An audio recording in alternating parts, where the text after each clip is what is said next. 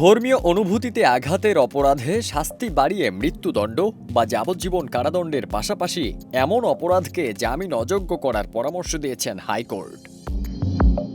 চলতি বছরের 12 মার্চ বিচারপতি এম.আর. হাসান ও বিচারপতি ফাহমিদা কাদেরের হাইকোর্ট বেঞ্চের দেওয়া একটি রায়ে এ পরামর্শ দেওয়া হলেও গত 20 নভেম্বর এ বিষয়ে পূর্ণাঙ্গ রায় প্রকাশিত হয়।